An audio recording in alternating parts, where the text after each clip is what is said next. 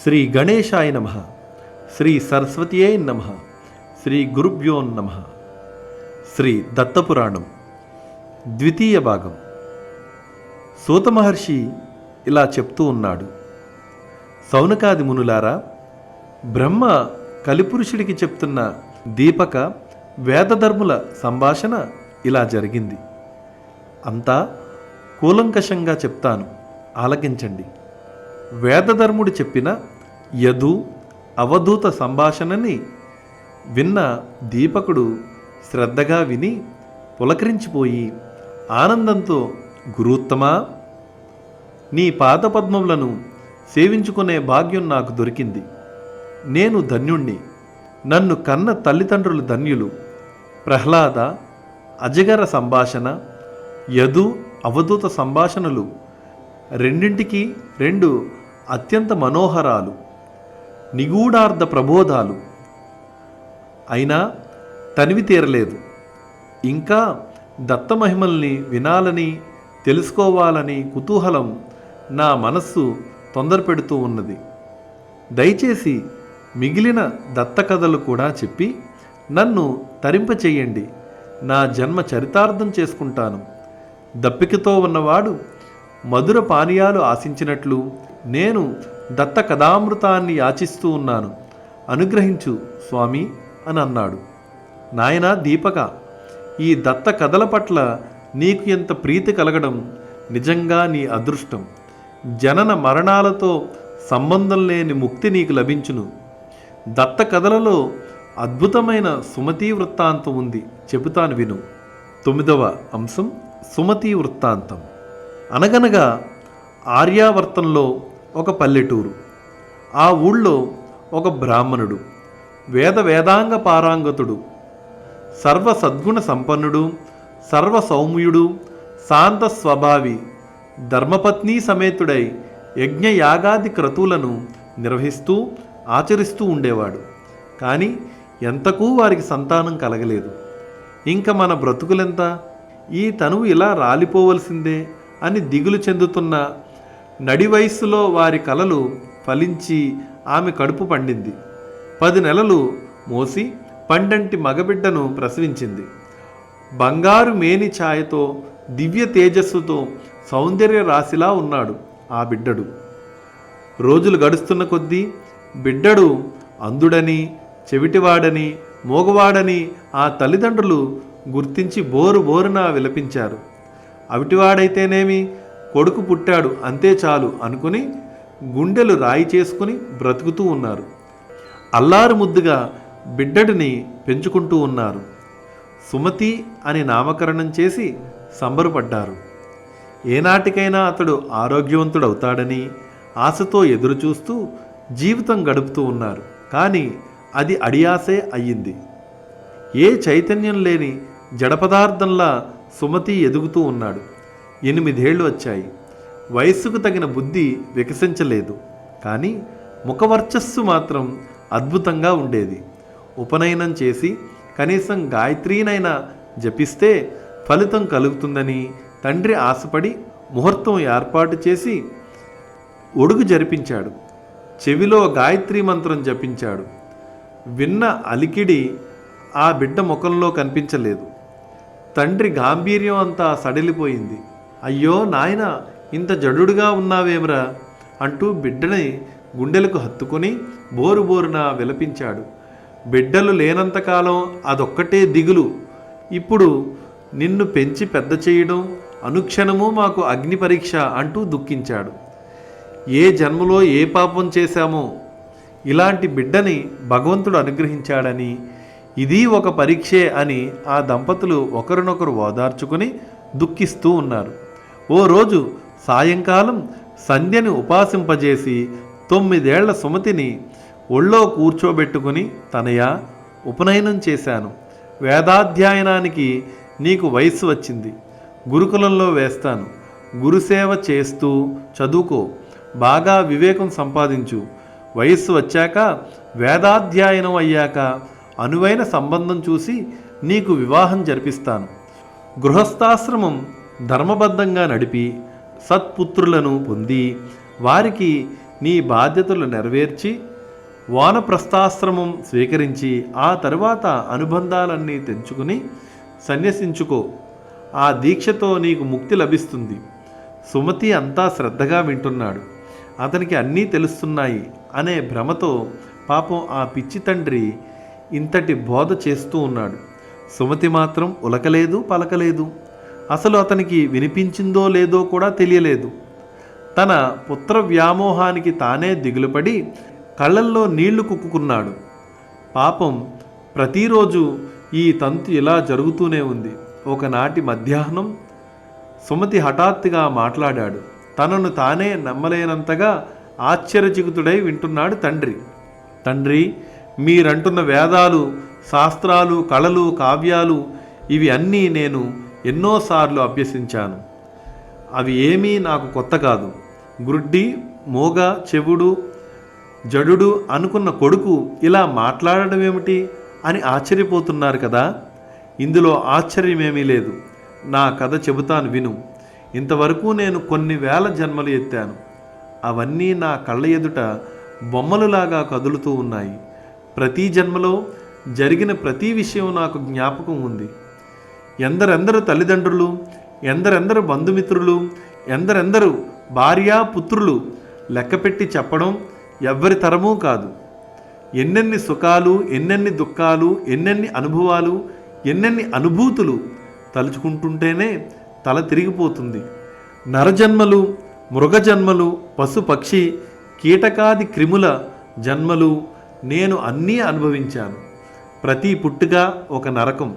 మలమూత్ర పంకిలమైన జననీ జఠర నివాసం. శైశవ, బాల్య, యవ్వన, కౌమార్య, వృద్ధ కాలాలలో సుఖదుఖాలు వెలుగు నీడలు. స్వయంకృతాలు, పరాకృతాలు అన్నీ చాలా రుచి చూశాను. వృత్తి జన్మల్లో కృంగిపోయాను. రాజజన్మల్లో విర్రవీగాను. పిరికి పందగా పారిపోయాను. మహాసూర్యుడిగా విజృంభించాను. దరిద్ర, ధనిక, చోర, కిరాతక, జోదరి జన్మలు ఎన్నో ఎత్తి వంచింపబడ్డాను. త్యాగిగా కీర్తింపబడ్డాను. లోబిగా నిందింపబడ్డాను. సర్వాంగ సౌందర్యాలు, అంగవైకల్యాలు అన్నీ గుర్తు వస్తున్నాయి. అవన్నీ కలిగించిన నిర్వేదంతో ఈనాడు ఇలా జడపదార్థంలా మారిపోయి మీ ఇంటిలో జన్మించాను. పూర్వజన్మ స్మృతి లేకపోవడం నిజంగా మానవుడికి ఒక వరం. లేకపోతే నాలాగే అందరూ జడపదార్థముల వలె ఉండేవారు, నిర్వేదంలో మునిగిపోయేవారు. సరే, ఆ జన్మలు, ఆ కష్టాలు, ఆ వైరాగ్యాలు వాటి మాటకేం గాని తండ్రి, నీవు చెబుతున్న వేదోక్త కర్మల పట్ల నాకు సదభిప్రాయం లేదు. అవి నాకు రుచింపవు. యజ్ఞయాగాదులు చెయ్యడం, స్వర్గ సౌఖ్యాలు అనుభవించడం, సంపాదించుకున్న పుణ్యం ఖర్చు కాగానే మళ్ళీ భూలోకంలో గర్భావసాన నరకం అనుభవించడం, ఏదో ఒక జన్మ మళ్ళీ ఎత్తడం, మళ్ళీ దుష్కర్మలు, సత్కర్మలు, నరక యాతనలు, సుఖదుఖాలు అనుభవించడం, మళ్ళీ పుట్టడం, మళ్ళీ గిట్టడం. ఇంతే కదా జనన మరణ చక్రంలో పడి కొట్టుమిట్టాడటం. దీనికి విసుగు విరామం లేదా? నువ్వంటున్నట్లు కర్మ మార్గం ఇంతకన్నా ఉత్తమ పదాన్ని అందిస్తుందా? ఇంతకన్నా ఉన్నత పదం ఉంది అని అసలు నీవు గుర్తించావా? జనన మరణాలకు అతీతమైన శాశ్వత ఆనందధామం కదా మనం చేరుకోవలసింది. దాన్ని పొందాలి అంటే జ్ఞాన మార్గం ఒక్కటే శరణ్యం. నిర్గుణ పరబ్రహ్మను ఉపాసించడం ఒక్కటే జ్ఞాన మార్గం. సర్వసంగ పరిత్యాగమము, రాగద్వేషాది ద్వంద్వాలకు లొంగని ప్రకృతిని అలవర్చుకోవడమే జ్ఞానమంటే. ఇది ఉన్నవాడికి దుఃఖం ఉండదు, కర్మబంధం ఉండదు, జన్మరాహిత్యమే చివరి ఫలం. తండ్రి, ఇది నువ్వు తెలుసుకోవాలి. ఆశ్చర్యచకితుడై కళ్ళు అప్పగించి తండ్రి రవ్వంత తేరుకున్నాడు. ఇంతటి జ్ఞాని తన ఇంట పుట్టినందుకు ఆనందం కలుగుతున్నా చిన్నవాడి వైరాగ్య మాటలు అతన్ని కలవరపరిచాయి. జడుడు అనుకున్నవాడు నేడు జ్ఞాని అయ్యాడని సంతోషించాలో ఈ ధోరణికి దుఃఖించాలో అగమ్యగోచరంగా ఉంది. నాయనా సుమతి, ఏమిటి నీ మాటలు? ఒక్క నిమిషంలో నీకు ఇంతటి జ్ఞానం ఎలా వచ్చింది? పూర్వ జన్మల స్మృతి ఎలా కలిగింది? ఏదైనా శాపకారణంగా నీవు మా ఇంట జన్మించావా?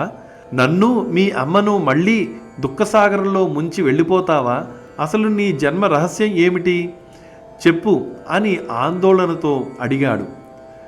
వేదాంగాలు అభ్యసించిన తండ్రి పుత్ర వ్యామోహంతో అలా రోదిస్తూ ఉంటే సుమతికి నవ్వు వచ్చింది. ఇలా అన్నాడు, తండ్రి, నీకు పుత్రుడిగా జన్మించడానికి ముందు చాలా శాస్త్రాలు అభ్యసించాను. ఆ ఇంటికి వచ్చిపోయే సాధు సజ్జనులతో సాంగత్యం కలిగింది. వేదాంగ చర్చలు అనేకం చేశాను. ముక్తి మార్గాలు తెలుసుకున్నాను. జ్ఞానం ఉదయించింది. అంతరంగం నిండా వెలుగు నింపుకుంది. ఏకాంతవాసంలో చాలా కాలం గడిపాను. నా నియమనిష్టలు పరిపక్వ దశకు వచ్చే సమయంలో, బ్రహ్మ సాక్షాత్కారం లభించే సమయంలో ప్రమాదవశాత్తు మరణించాను. యోగశక్తి కారణంగా అప్పటి నుండి నాకు పూర్వజన్మ జ్ఞానం కలిగింది. నేను చేసిన జ్ఞాన దానాల ఫలితంగా 10,000 పూర్వజన్మల్లోని అన్ని విషయాలు నా ముందు నిలిచాయి. నిర్వేదంతో సంగాతీత ద్వంద్వాతీత స్థితి కలిగింది. దానినే ఈ జన్మలోనూ కొనసాగించాలనుకున్నాను. ఇప్పుడు ఆ జ్ఞాన మార్గాన్ని విడిచి నువ్వు చెప్తున్న కర్మ మార్గం అవలంబించలేను. ఏ మార్గంలో ఎవరు ప్రయాణం చేసినా అందరూ చేరుకునేది గమ్యమే. అదే అందరి లక్ష్యము. నా మార్గంలో నేను గమ్యం చేరుకుంటాను. అందువలననే ఈ జడస్థితి. కాలం వృధా చేసుకోకూడదు కదా. ఈ శరీరానికి ఏ క్షణం ఏం జరుగుతుందో ఎవరికెరుక. కనుక ముక్తి లభించేంత వరకు అనుక్షణము ఆత్మానుభవపరుణ్ణై తదేక దీక్షలో గడపడం నా యొక్క దృఢ సంకల్పం. నీ ఇంట పుట్టాను కనుక పితృరుణం తీర్చుకోవడం నా ధర్మం. జ్ఞానదానం చేసి రుణ విముక్తి పొందుతాను. తండ్రి, నీకేమైనా సందేహాలుంటే అడుగు అన్నాడు. కిందటి క్షణం వరకు జడుడుగా ఉండి ఇప్పుడు ఇంతటి జ్ఞానిగా ప్రసంగిస్తున్న కొడుకు ఆ తండ్రి కంటికి మహాయోగీశ్వరుడిలా కనిపిస్తూ ఉన్నాడు. హిమాలయ శిఖరంలా గోచరించాడు. సుమతికి తాను పెట్టిన పేరు సార్థకమైందని సంబరపడ్డాడు. కుమారా, నాయనా, ఇంతకీ ఇప్పుడు నా కర్తవ్యం ఏమిటి చెప్పు. నేను ఈ జన్మ పరంపరలో ఇలా మునిగి తేలవలసిందేనా? దీనికి విముక్తి ఏమిటి? దయచేసి తెలియచెప్పు. కన్న కొడుకుతో మాట్లాడుతున్నానన్న చనువు, మహాజ్ఞానితో మాట్లాడుతున్నానన్న బెరుకు తండ్రి స్వరంలో కనిపించాయి. సుమతి ముసిముసి నవ్వులు నవ్వుకుంటూ తండ్రితో ఇలా అన్నాడు, తండ్రి, నా మాటల మీద నీకు నిజంగా గురి కుదిరింది కదా. అయితే చెబుతాను విను. ఈ సంసారము నిస్సారమని ముందుగా నువ్వు గ్రహించు.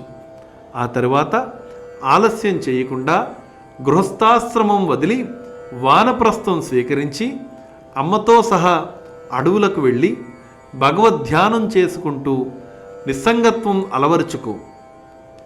ఆ పైన సన్యాసం స్వీకరించు. క్షేత్రజ్ఞ విలువలను గుర్తించు. ద్వంద్వ ప్రవృత్తిని జయించు. ఏకాంతవాసంతో యోగాభ్యాసంతో అంతరేంద్రియాలను నిగ్రహించు. భిక్షాటనతో దేహాన్ని నిలుపుకుంటూ నిరంతరం జాగరూకుడవై యోగ మార్గాన పయనిస్తే ఆత్మ బ్రహ్మైక్యానుసంధానం చెందుతుంది. భవరోగాలన్నింటికీ ఇదే దివ్య ఔషధం. జనన మరణాల చక్రము నుండి బయటపడే సాధనం ఇదే, మరొకటి లేదు. యోగ మార్గాన ప్రయాణం చేయడమే శరణ్యం. ఈ క్షణములోనే నీవు దృఢంగా సంకల్పించుకో. నాయనా, కళ్ళు తెరిపించావు. ఈ సంసారం నుండి బయటపడాలి అని అనుకోవడమే తప్ప బయటపడే మార్గం తెలియక ధైర్యం చాలక కొట్టుకుంటూ ఉన్నాను. దారి చూపించావు, ధైర్యం కలిగించావు. జన్మ పరంపరల సుడిగుండం నుండి తప్పించే యోగ విద్య నాకు ఉపదేశించు. భవదాగ్నిలో మాడిపోతున్న నా అంతరంగానికి బ్రహ్మజ్ఞానమనే జడివానతో ఉపశమనం కలిగించు. అవిద్య అనే కృష్ణసర్పం కాటువేసి మూర్చపోయిన నన్ను నీ మంత్రోపదేశంతో బయటపడేయి. ఇల్లు, వాకిలి, ఇల్లాలు, బిడ్డలు, ధనధాన్యాలు ఇలా 1000 పాసాలు ముడివేసుకుని గిలగిలా కొట్టుకుంటున్నాను. యోగ విద్య అనే ఖడ్గంతో నా బంధనాలు ఛేదించి స్వేచ్ఛ ప్రసాదించు. తండ్రి, యోగాభ్యాసానికి కావలసిన పరిణితి నీకు లభించింది. తప్పకుండా ఉపదేశిస్తాను. వెనుక దత్తయోగీంద్రుడు అలర్కుడికి చెప్పిన యోగ విద్య నీకు చెప్తాను, శ్రద్ధగా విను. నాయనా కుమార, నువ్వు బోధించే యోగ విద్యలో ఈ అంశాలు వస్తాయో రావో, మళ్ళీ చివరిలో ఈ సందేహాలు గుర్తుంటాయో ఉండవో, అందుకని ముందే అడుగుతూ ఉన్నాను. దత్తయోగీంద్రుడు ఎవరు? అలర్కుడు అంటున్నావు, ఆయన ఎవరు? వీళ్ల జన్మ వృత్తాంతాలు ముందుగా చెప్పి ఆ పైన యోగ విద్య చెబుదువు గాని. తండ్రి, అడగవలసిందే అడిగావు. వీరిద్దరి గురించి చెప్పకుండా యోగ విద్య ఎలా చెప్పగలను? ముందుగా దత్త యోగీంద్రుని యొక్క ఆవిర్భావానికి హేతువైన పావన గాథ చెబుతాను, విను. శ్రీ దత్త పురాణం 9వ అంశం సంపూర్ణం. జై గురుదేవ దత్త.